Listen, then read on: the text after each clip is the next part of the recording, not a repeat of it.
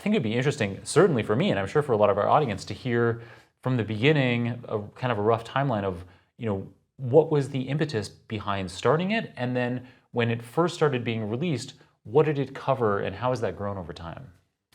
Right. So actually, so the history of scikit-learn is sometimes not very well understood. I did some investigation recently and was able to track it quite well. So in the SciPy package, so the SciPy package is a core numerical routing package. So in the SciPy package around year 2005, something like this, started growing some basic machine learning code.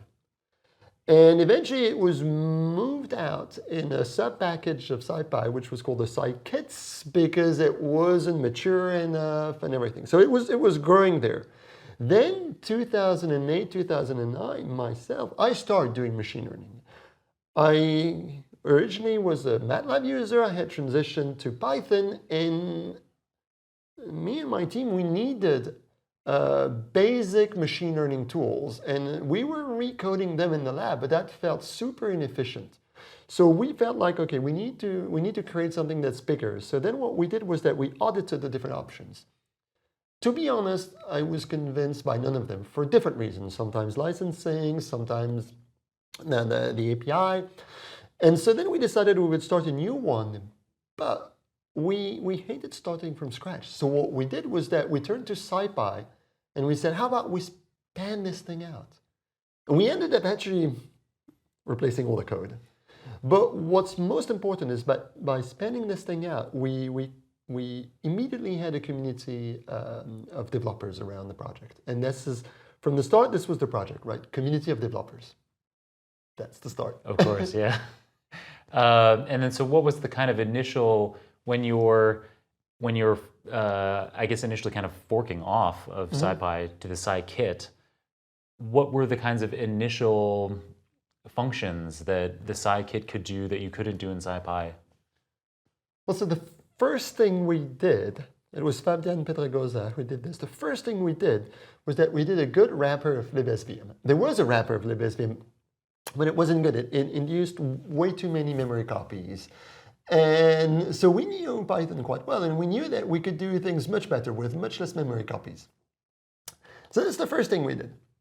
And then we were using these things, right? And then, kind of two set of functionalities came out. We needed linear models. We needed good linear models, and so we started working on this. And the other thing is that we needed to use this in practice. We needed to be able to do model selection, cross-validation.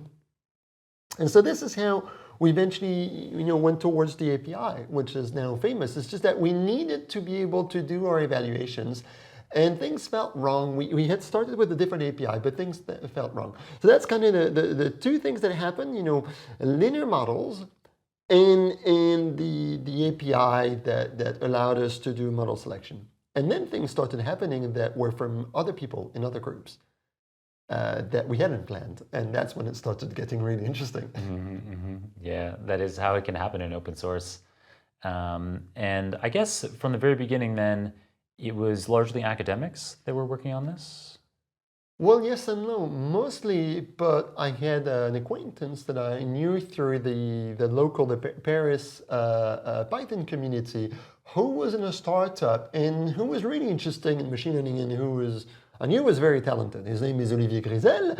And almost immediately, we started talking and working together. And eventually, after a few years, Olivier actually joined us and is now an engineer. So he's quote unquote in academia, but he's an engineer. He has worked in startups before. He has an engineering mindset. So, from the start, it's the bridge between engineering and academia. And I think that's important. Yeah, and it is, of course, used by both groups equally these days, of course.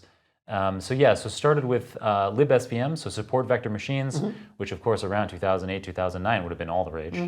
I think there was a joke at that time that NeurIPS, which was supposed to be started, it has neural networks in the name, NeurIPS, was kind of like SVM IPS. Yeah, kernel land. Kernel land? Yeah. Oh, that's funny, yeah. So then how has the project progressed since then? You mentioned other people getting involved. So at what point was there kind of like a decision to say, okay, let's make sure that we cover all of the key machine learning kinds of models that you might need to develop? So fairly early on, we wanted to have something that was general purpose. Fairly early on, I thought, what we would like to have is something that looks like a machine learning textbook, but that's actually runnable.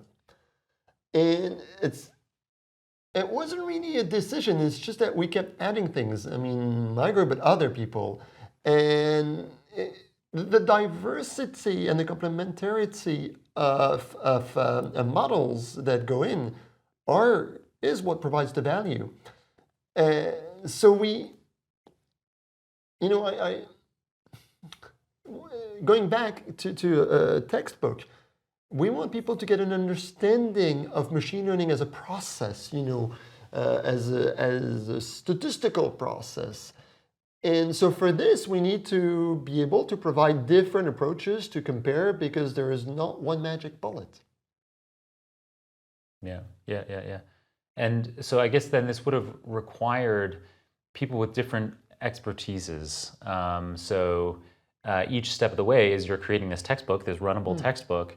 You think, okay, well, we're going to add in linear regression and then logistic regression, and then we're going to want to be able to have appropriate kinds of data set splitting techniques. And so I guess at each step of the way, you can think, okay, well, we know so-and-so who's a regression expert or this person who's an expert at splitting data sets.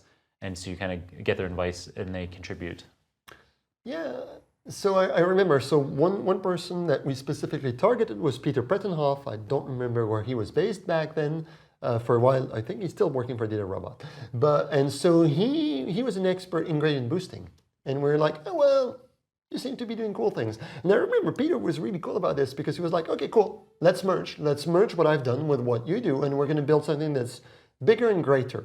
So then we also had people that we didn't target. We had Gilles Loup coming in, and Gilles Loup was a random forest expert. And he was like, random forest is so important. I knew nothing about random forest. And so he contributed random forest. So it's not like there was always a strategy on targeting people. Sometimes there was, sometimes there wasn't. And then, we had different people coming in. We had people who were also doing things like text applications, and they had an understanding of problems that we didn't have. Some supporting sparse matrices was important. Other details were important. And, things kept aggregating and becoming... So we had a lot of culture differences, but those culture differences were interesting because once we were able to understand each other, we were able to do better code that was better from a numerical standpoint, but also better from an API standpoint because it was more general. So that was a really important part of the process.